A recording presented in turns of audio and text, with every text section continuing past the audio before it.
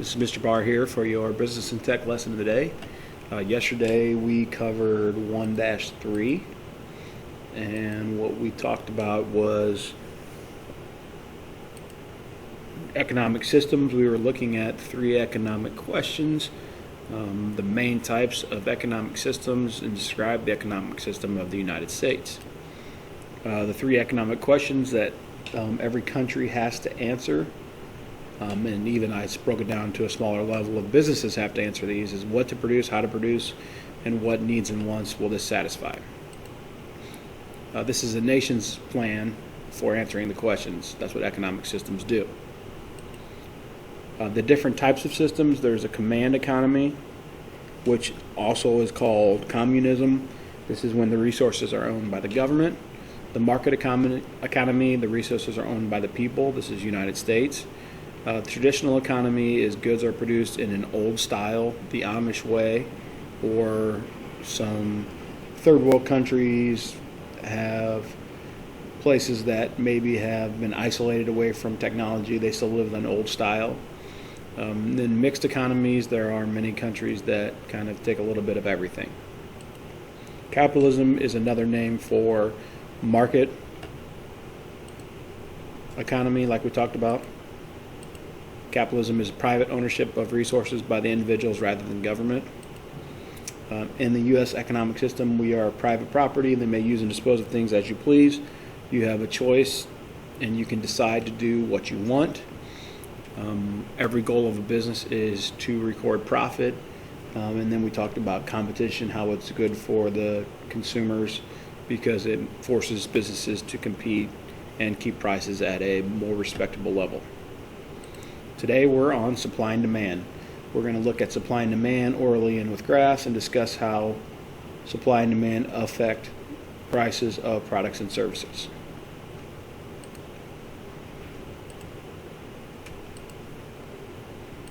A consumer is a person who buys and uses goods and services. So consumers are spenders.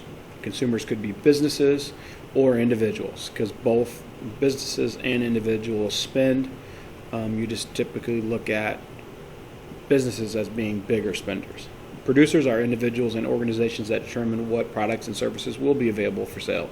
So producers create a product that consumers would want or need.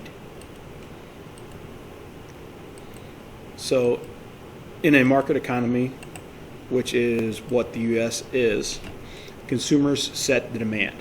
So in a way, what they're saying here is, as the people that buy the good, we establish the demand. And by doing this, we kind of establish price. And the best example I can give you is PlayStations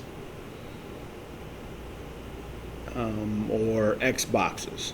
Whatever the new big video game that comes out for that particular year, it usually comes out around Christmas time because that's when most parents are probably willing to buy it for their children, whatnot, things like that. But then what you see is consumers want them, and they'll start harassing, Walmarts and all these places trying to find out how they can get it fast. So by doing this, PlayStation and Xbox and Walmarts of the world determine that demand is high. They know that everybody's going to want a new PlayStation or a new Xbox. So what they say is, supply, the producers establish supply.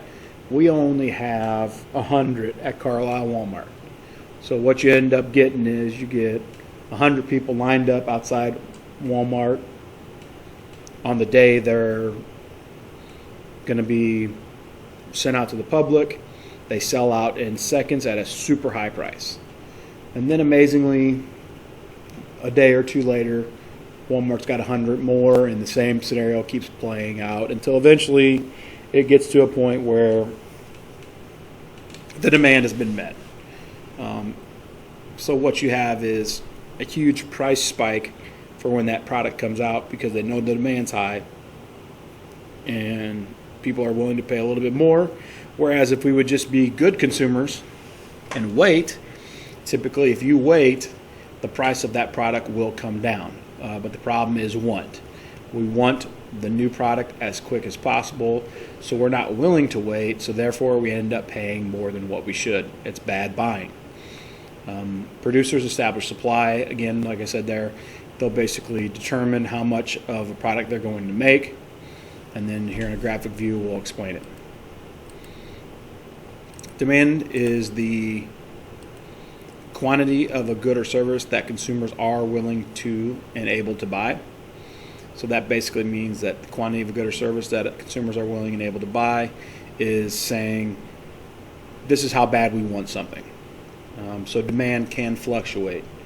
There is certain objects that maybe don't have too much of a change in demand, but there are other things that the demand for that product can raise or lower depending on what's going on in the market.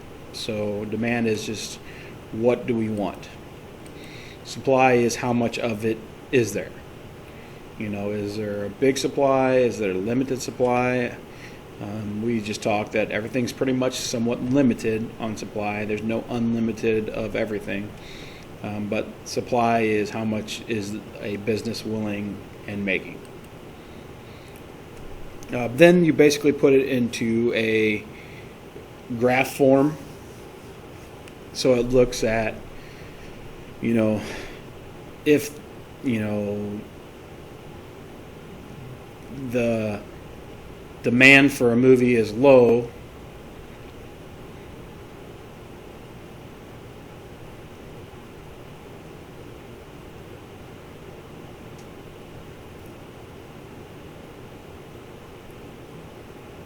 in order to get, and it could be matched up because the price is too high. But as the price drops, the demand may rise. Just the opposite here, supply and demand. But the biggest thing we need to understand is when we determine price, this is looking at demand, looking at supply. We look at the marketplace. This is where supply and demand are equal. We're looking for this, is what I was rushing ahead to get to. Supply is going one way, demand's going another way, but at some point they're going to cross. And this crossing point is called the market price. So if you look at movie rentals, they're saying the movie rentals market price would be $6, let's say. That's where it's at a crossing point. And what you typically probably see in this scenario is I would assume that when they're determining market price, if market price is $6, they may go just a little bit above market price, maybe $7, and hope to get a rise rather than the drop.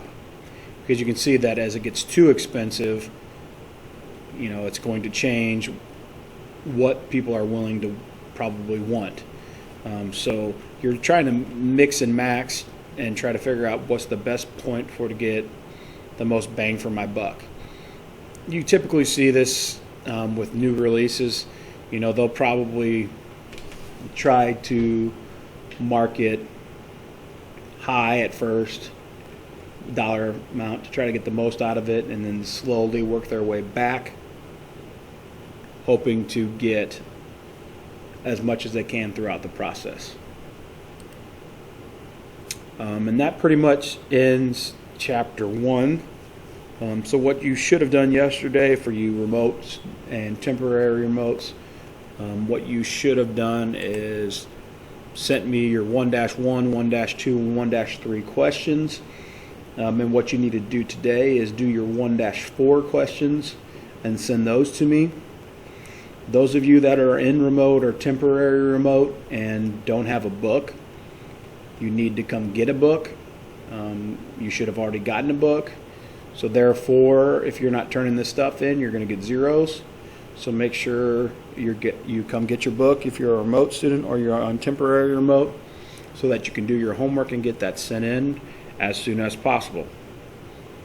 So watch the video for 1-4 where we're talking about all the things that I just covered. Do your 1-4 questions, and I believe on 1-4, let me check here in the book real quick. because the last one we did was on page 15, so the next section is on